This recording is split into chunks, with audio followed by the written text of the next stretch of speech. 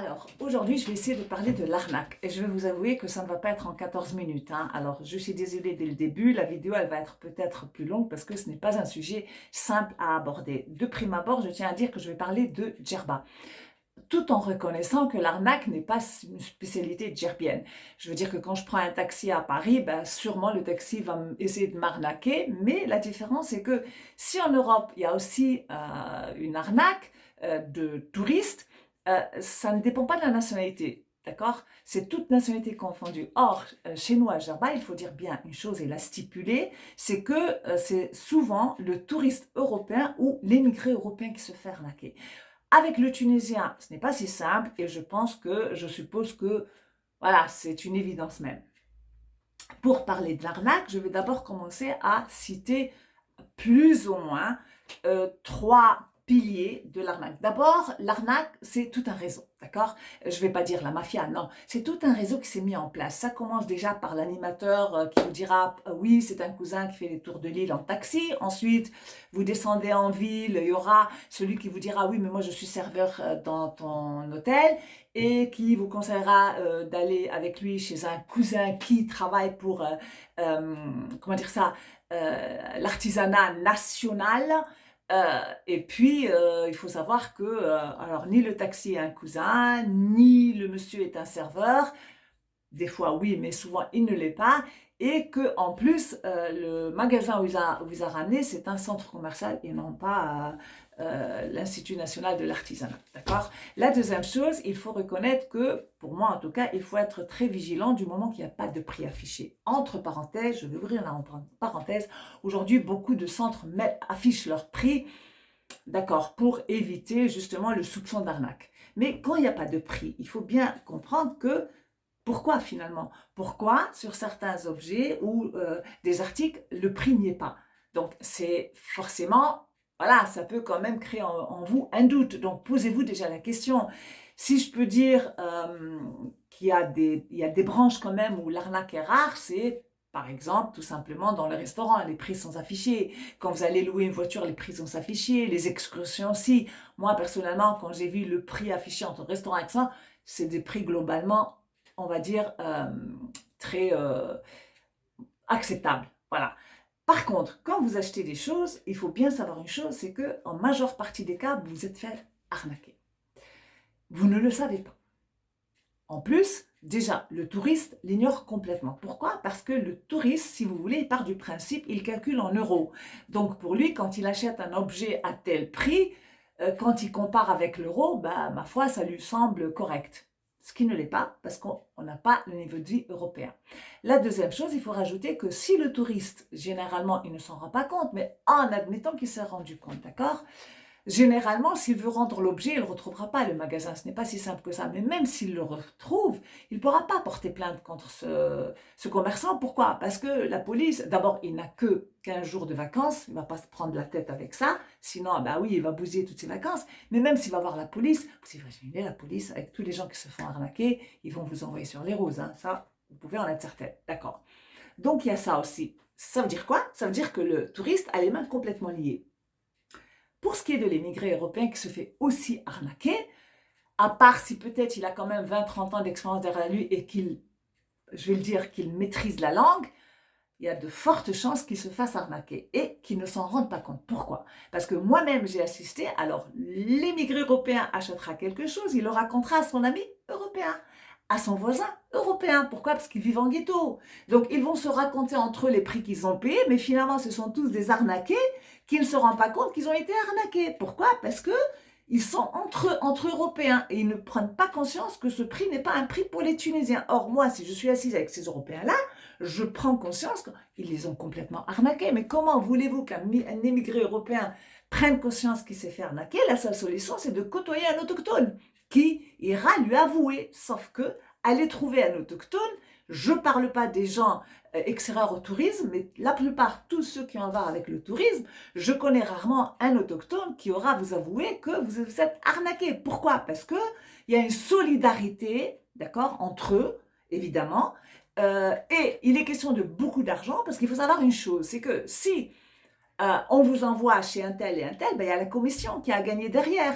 Et c'est leur client eux, ces agents touristiques. Donc, ils ne vont pas vous avouer l'arnaque. Parce que sinon, c'est le cousin, c'est l'oncle, c'est le frère, c'est tout un réseau. C'est pas la mafia, je dirais pas ça, mais il y a non seulement une solidarité entre arnaqueurs, il y a une omerta, parce que ça fait partie justement de ce qu'on va dire, ce secteur du tourisme. C'est systématique l'arnaque. Ne vous posez pas la question, l'arnaque est systématique, d'accord? Et en plus, lorsque moi, j'ai peut-être tendance à dire à quelqu'un, mais c'est pas possible ce que tu fais, c'est du vol, on te répondra, mais attends, t'es folle ou quoi? Il a de l'argent, c'est un touriste qui s'en a à cirer. Et quand je lui réponds, mais attends, cet argent, il l'a pas trouvé par terre. Je veux dire, sa retraite, c'est quand même à la sueur de son front.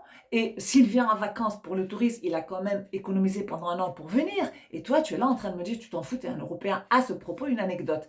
Maman, qui est piémontaise, donc qui vit en Italie, mais qui était mariée à un Tunisien, mon père, parle très bien le dialecte tunisien. Et elle vient pour la première fois me voir à Jarba, d'ailleurs depuis plus jamais. Et elle me demande, voilà, elle veut acheter un truc en vie. Je dis, maman, tu y vas, moi je travaille, j'ai pas le temps. Sachant qu'elle parle le dialecte, je ne me fais pas trop de soucis. Donc, elle va dans un magasin, elle demande à acheter un article et elle entend les deux vendeurs discuter entre eux. Et comme elle parle le dialecte tunisien, elle le comprend, bah, elle a tout compris. D'accord? Et donc, elle vient me voir à la maison, elle me dit, écoute, franchement, ils sont quand même gonflés. Je retourne avec elle dans ce magasin et je regarde le gars, je dis, mais attends, t'es fou ou quoi? Je veux dire, la dame vient pour acheter cet article, il coûte à peine 40 dinars, je connais les prix, tu lui demandes 140 dinars. Et je lui dis, il faut arrêter quand même. Il me regarde et il me dit, mais qui s'en a ciré? C'est une Européenne, parce qu'on en a à foutre, il faut bien que je gagne ma vie. Et je lui dis, mais attends, c'est ma maman. Et là, il me dit, ah, fallait dire que c'est ta maman. Bah oui, il fallait le dire, c'est la maman d'une Tunisienne. Donc forcément, euh, elle a droit à un certain respect et elle, on ne peut pas l'arnaquer. Non mais ils sont fous. Je veux dire, que ce soit ma maman ou pas, c'est pas là le problème. C'est que ce n'est pas parce qu'elle est européenne que tu vas l'arnaquer. Moi, je veux dire, quand je suis en Allemagne et que j'achète quelque chose, on ne va pas fixer les rendez-vous d'après les prix d'après ma nationalité. C'est de la folie. Ou d'après mon compte bancaire. Ah, tu es riche, ben on va te demander ce prix-là. T'es pauvre, on va te demander l'autre prix. D'autant plus, et je dois rajouter une chose, c'est que ces gens qui vous arnaquent, la majeure partie, et j'en connais pas mal.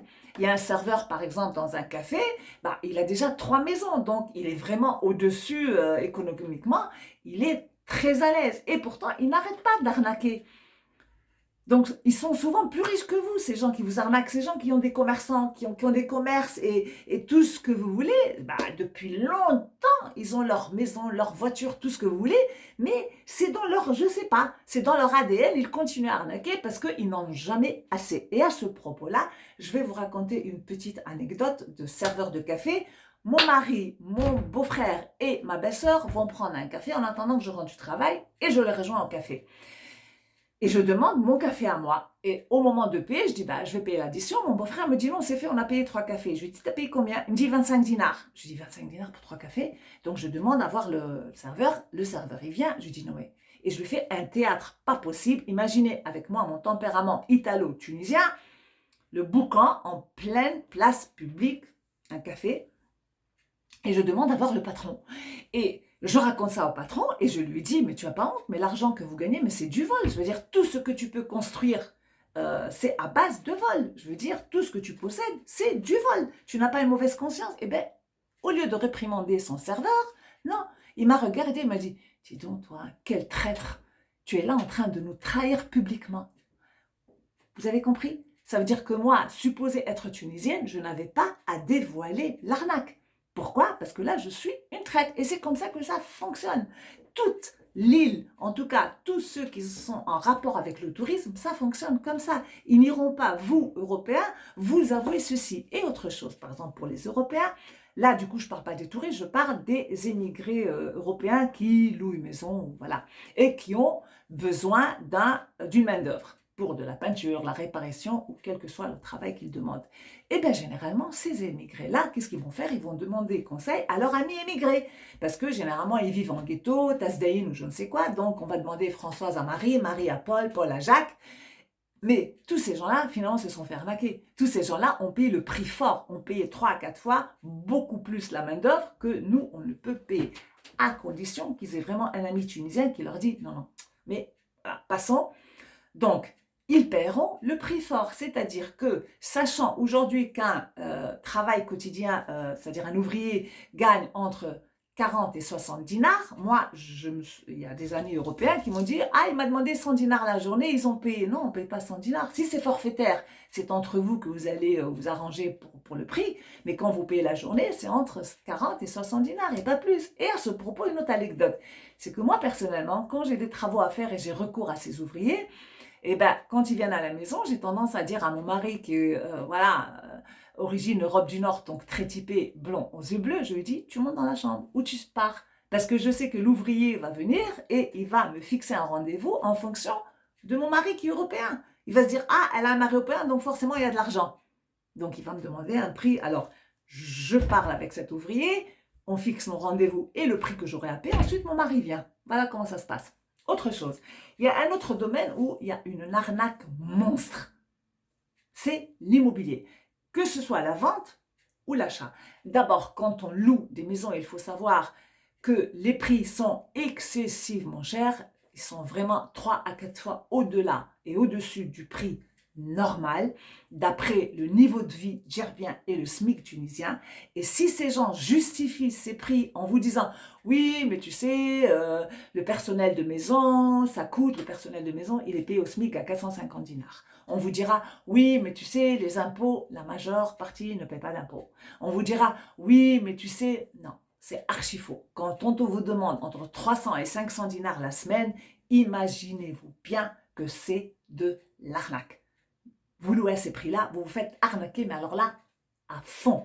Et je rajoute autre chose, c'est que, entre-temps, il y a aussi des agents immobiliers européens, d'accord, sur le marché de Djerba. Je ne sais pas comment, tout d'un coup, ils se sont métamorphosés en agents immobiliers, mais bref, passons. Et donc, ce qui est le plus rigolo dans tout ça, c'est vraiment assez vicieux, c'est que ces personnes européennes qui se transforment en agents immobiliers auront tendance à vous fixer des prix, mais c'est un truc de dingue. Et vous savez pourquoi? Parce qu'il joue sur le fait que vous, étant européen, vous allez lui faire plus confiance qu'à un local. Partant du principe qu'étant européen comme vous, il fixera quand même des prix un peu plus corrects et acceptables. C'est pas vrai. Je peux vous dire une chose, c'est que souvent, c'est eux qui vous arnaquent le plus. Alors, il y a deux choses. Il y a l'immobilier, que ce soit la location ou acquérir, et je reviendrai sur ça avec une anecdote, et les adoptions de chiens. Alors là, je rentre même pas dans ce sujet-là parce que c'est un sujet monstre. Les prix que vous payez, c'est un truc de ouf. Et c'est pour ça que moi, petit à petit, ce que j'ignorais avant, je découvre que de plus en plus d'Européens, alors, ils se lancent dans l'adoption de chiens parce que c'est vraiment des bénéfices colossaux qu'ils se font. Ça, je tiens à le dire, je vais me faire tuer, j'assume. Donc, il y a l'adoption des chiens, l'allocation des maisons et la vente des maisons que ces Européens ont, on va dire, découvert. Et c'est vraiment, voilà, c'est un créneau qui rapporte beaucoup. Pour ce qui est des maisons à la vente, oui, il y a une arnaque. Bien sûr, les prix affichés sont monstrueux. Et à ce propos, je vais raconter une anecdote. Quand j'ai connu mon mari, je lui ai fait découvrir ce que j'aime moi à Jarba, c'est-à-dire l'intérieur du pays. Mahboubine, Sedouik, Chouelar, Bni Maragel, qui sont d'ailleurs des endroits sublimes. Et il est tombé raide mort amoureux de tout ce qu'on appelle les houches et les menzel. Et donc, nous voilà partis pour l'acquisition d'un bien. Voilà. Et donc, avec un ami, je vais visiter certains, et puis les propriétaires me fixent un prix, m'ont fixé un prix tout à fait correct. Je rentre à la maison, je redemande un rendez-vous pour une contre-visite, et là, avec mon mari. Sauf que du coup, les propriétaires, voyant la tête de mon mari, quand je leur dis, bon, mais on se donne rendez-vous chez le notaire, et puis pour la signature finale, au prix annoncé, il me regarde et me dit, ah non, non, non, mais tu t'es trompé, t'as mal entendu, moi je t'ai pas dit 40 000, je t'ai dit 140 000. Donc imaginez bien, on a laissé tomber. Donc là aussi, les prix de l'immobilier flambent, et je vais avouer que là, c'est plus que de l'arnaque. Pour terminer, je vais dire une chose, c'est que quand j'en parle aux Gerbiens et je leur dis comment vous permettez ça, pourquoi vous ne fixez pas les prix comme on peut le faire en Europe, pourquoi vous laissez faire? Vous oubliez une chose, c'est que votre île, pour l'instant, vous la considérez être une poule aux œufs d'or. Sauf quand, pratiquant ce genre de méthode très malhonnête, vous allez très simplement, comment dire ça, vous allez attirer, si je peux dire ça comme ça, en tout cas du niveau les touristes, vous allez attirer un tourisme bas de gamme. Pourquoi? Parce que les gens qui ont de l'argent, le touriste qui a vraiment une conscience écologique, le touriste qui vraiment cultive ou adhère à ce tourisme écologique, ce tourisme durable, où on donne beaucoup plus d'importance aux besoins de l'humain plutôt que, voilà, intérêt quelconque, ben, il va disparaître. Je veux dire, le niveau de tourisme qu'on avait les années 60-90, ils n'existent plus, ils ne viennent plus. Je ne veux pas sembler être snob, mais quand je dis un tourisme bas de gamme, c'est ce tourisme qu'aujourd'hui, ceux qui viennent sur Gerba. Et à force de les arnaquer, vous avez provoqué justement ce marché du all inclusive. Pourquoi? Parce que le client, avec ses économies, il va se dire, je prends du all inclusive, je ne risquerai pas de me faire arnaquer. Donc, qu'est-ce qui va se passer? Comme m'a dit un certain, je ne dirais pas son nom, mais un certain Gerbien, m'a dit, non mais tu comprends, maintenant les touristes qui viennent, ils n'ont pas beaucoup d'argent, ils sont fauchés comme je ne sais quoi. Donc, évidemment, quand on en attrape un qui ose sortir de son hôtel all inclusive et qui s'aventure à venir chez nous, ben, on va l'arnaquer à fond. Pourquoi? Pourquoi? Eh bien, pour récupérer ce qu'on a perdu dans les autres clients.